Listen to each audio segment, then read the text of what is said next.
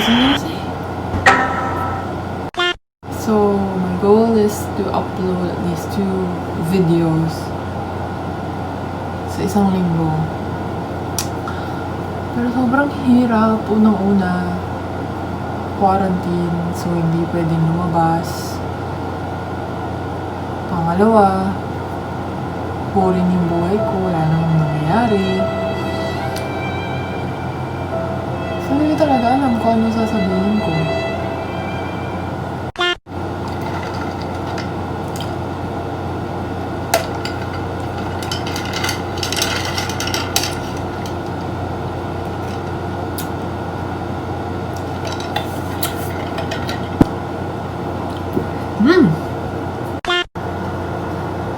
What's up, guys? So, anong topic natin today? Today, I'll tell you about my weight loss journey. Hindi ako fitness expert or anything. I'm just, alam mo yun, magagantuhan lang tayo kung paano ko nagawa, ano yung motivation ko para magawa yung pag-lose ng weight. And before we start, why don't you click that like button and then subscribe to my channel. Click that bell button so you will be notified if I upload a new video.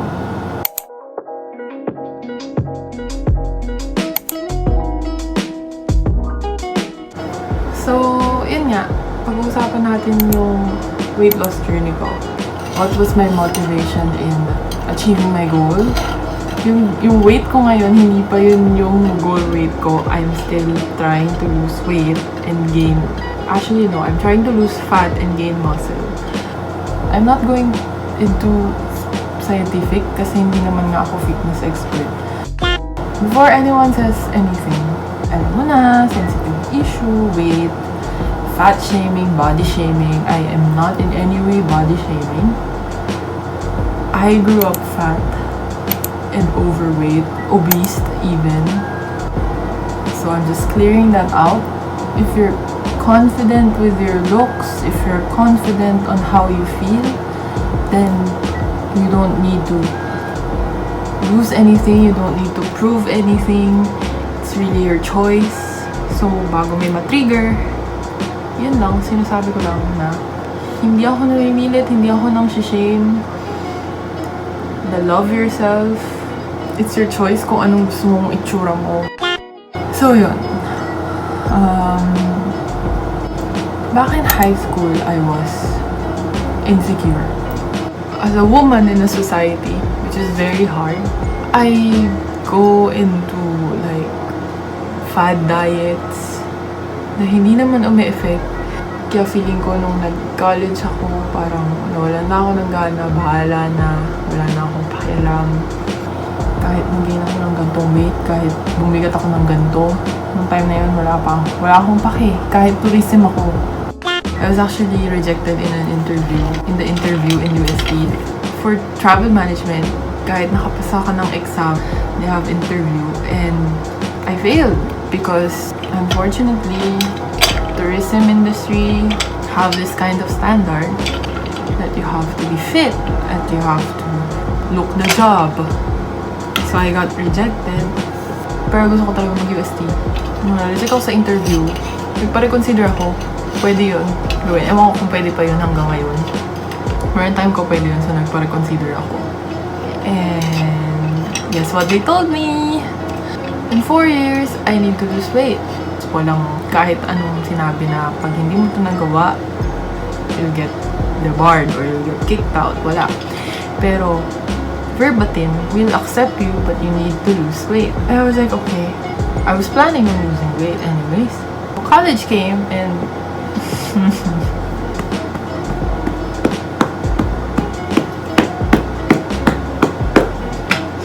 guess what? I did not lose that weight. For many reasons. Have you been in UST? Have you been in UST? Everywhere you look, there's food. So basically, I did not control eating, and I was staying in a dormitory and there's no healthy food. So I have no choice but to eat fast food. So my lifestyle was very unhealthy. And then I graduated. I was like, oh no, hindi ako nag-fit sa standards ng pinag-graduatean kong profession. What am I gonna do? And then this one airline, so they held a recruitment in UST after our graduation and I came. So yun, so nag-apply ako, tanggap ako, nag-exam ako, pumasa ako. And that's on ticketing. I forgot to mention, I applied for ticketing because I know hindi naman ako matatanggap sa cabin ko. So I was like, I want to be in that company. So, I applied for ticketing. At least nandun ako sa company, di ba? But conditional. Because apparently, kahit ticketing, I needed to lose weight. I got into a lot of thinking, which is not good. And I think, doon nag-umpisa yung overthinking ko, yung pagiging up ko. Like, hindi ko na nga ininda yung pressure sa pagiging babae na kailangan may body image ka na standard mo dahil babae ka, kailangan ganito yung itsura mo. Ito yung maganda. Hindi ko na siya ininda, like, that idea. Pero, pati pala sa career ko, pati pala sa professional side ng buhay ko, kailangan ko pa rin magpapalat. Pero parang yun yung breaking point ko, nung natanggap ako sa ticketing, pero kailangan ko pa rin pag-lose ng weight. Doon nag-dawn sa akin na sobrang kawawa yung mga overweight. Tapos, I decided to, okay, I'll lose weight. To challenge myself that I will lose weight. And so we are now here in my fitness journey. And again, I'm not a fitness expert and I'm not in any way shaming those who are overweight or the likes of that. And so yun na nga. I planned on losing weight and I wanted help. So I went to a health clinic dito sa may amin. And it's using products, Herbalife. And at first, sobrang skeptical ako kasi ang dami ko nung na-try na ganyan eh. Kasi nga, miski yung siblings ko kasi our family were on the heavy side. Like, nasa lahi namin talaga yung malalaking babae, malalaking tao. Not only height-wise, like, mass-wise. And all of us magkakapatid, except for my brother, pero kami magkakapatid na babae, we all tried different kinds of like pills na I do not recommend in any way whatsoever. No. But we tried pills, we tried pill replacement, and all that kind of and never any effect. So I went to this clinic. I don't know how my father discovered it, pero yung tatay ko yung nakaalam. And it's an international product, Herbalife. So Herbalife is this, you know, healthy na mga supplement. I'm like, sige, okay, try natin. Like, I'm desperate. Kailangan ko magkatrabaho. And yun lang talaga yung thinking ko noon, nung time na yun. So, pumunta kami ng father ko and they weigh me and they told me how many pounds I was overweight and how many percentages my fat and how many percentages my muscle, my water retention, blah blah blah, all that shit, measurements. And during that time, I was thinking, oh, ito na. And I was also doubting myself kasi ang daming beses ko naman na-try, yung mga diet na ganyan, hindi naman nag-effect. Sa isip ko, doubt. So, parang okay, go. Ayun, dun ko din natutunan yung ganito yung percentage ng fat. Dapat ganito yung percentage ng muscle. Like, pag nag-exercise ka, it could be that you're gaining muscle and you're losing fat. That's why you're not losing any weight. I'm not gonna elaborate kasi nga hindi naman ako fitness expert, pero yun yung tinuro nila sa akin. That's what I learned.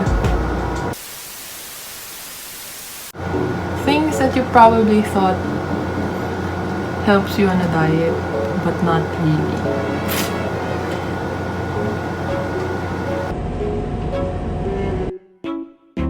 Number 1, skipping meals. No, you should not skip meals. Number 2, Drinking enough water. Punta kay Google ngayon. Search nyo, drinking water to avoid water retention. Hindi ko na-explain sa inyo. Explain na sa inyo ni Google Senpai. Pangatlo, huwag kakain ng carb. No. Lalo pag nag-workout ka, saan kukuha ng energy?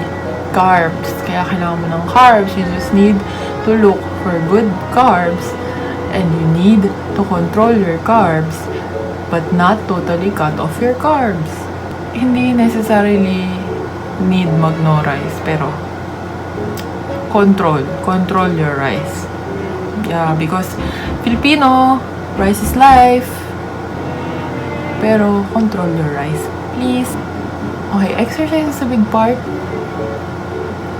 But what you eat is the biggest part and the biggest factor of maintaining your fitness. Yung exercise, it's up to you to find what will help you in gaining muscle. I don't really recommend cardio. I love strength training. So, gusto kong nagbubuhat. Ang saya-saya. Like, the pump you feel after. Sobrang saya.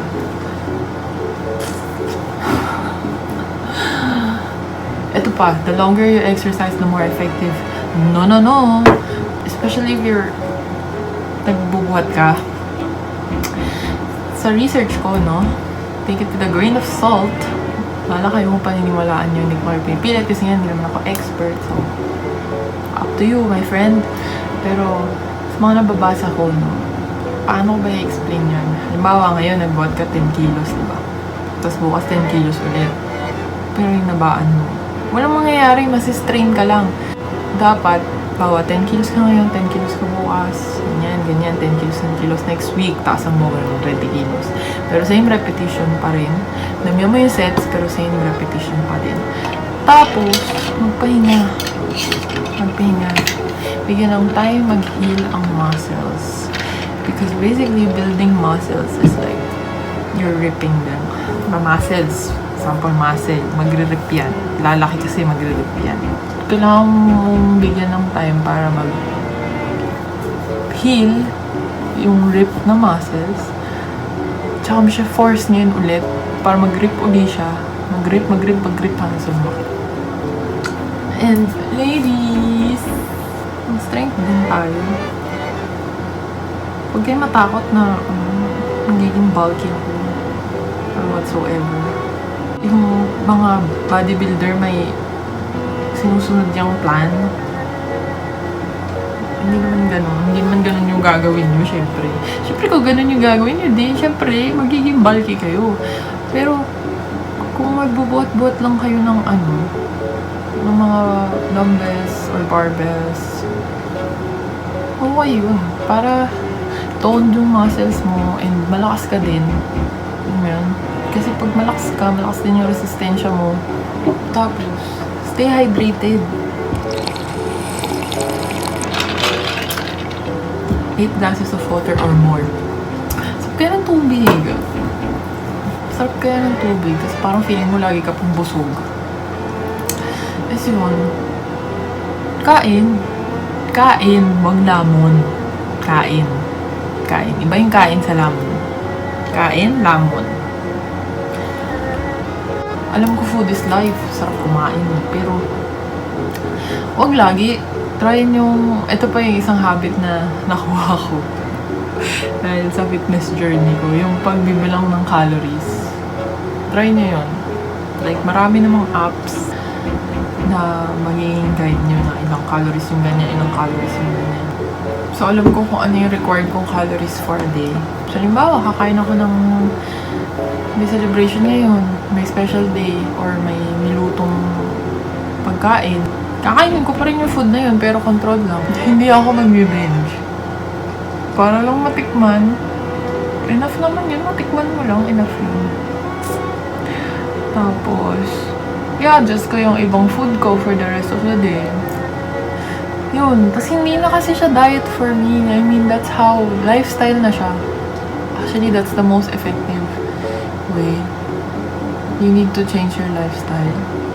Kasi pag inisip ko na diet lang siya, you fall out of it eventually. Eventually, kakain ka ulit ng kung ano-ano. Pero if you think of it as a lifestyle, like may habit na sa akin yung mag-isip ng calories, habit na sa akin na kailangan ganito yung percentage ng carbs na kakainin ko, ganito yung percentage ng protein na kakainin ko. After ko mag-workout, kailangan marami akong protein na kainin para sa gains. The most important part is your motivation. Why do you want to do it? If you want to do it with a superficial reason, it's not going to be enough. If you want to do it for other people, it's not enough. First of all, you need to do it for yourself.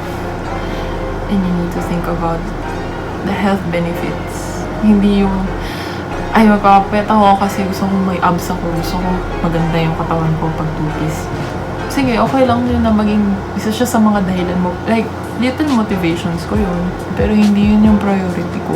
My priority is, pag fit ka, malayo ka sa diabetes, hypertension, heart problems. Like, I admit na the reason why I started to lose weight was because of my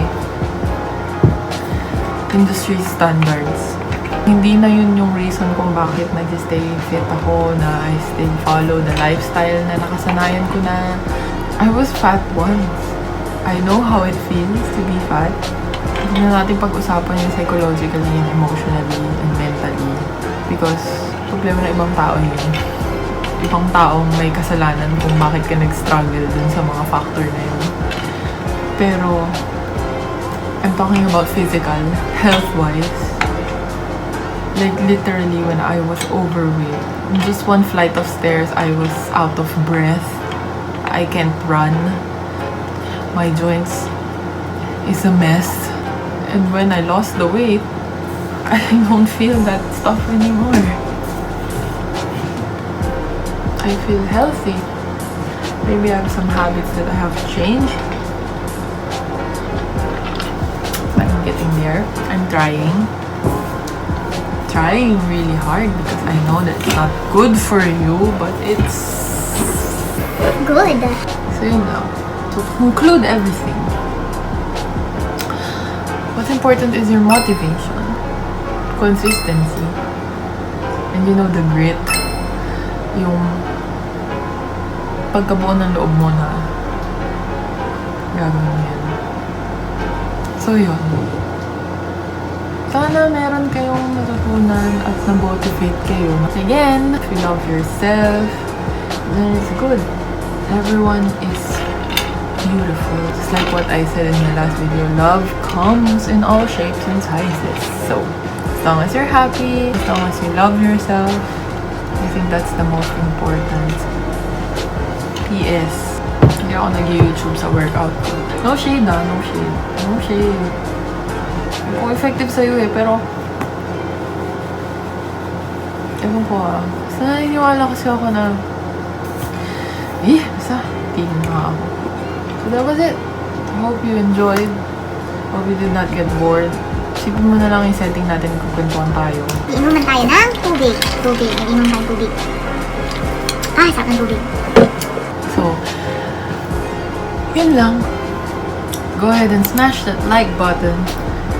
And subscribe. Ring the bell so you'll get notified when I upload new videos.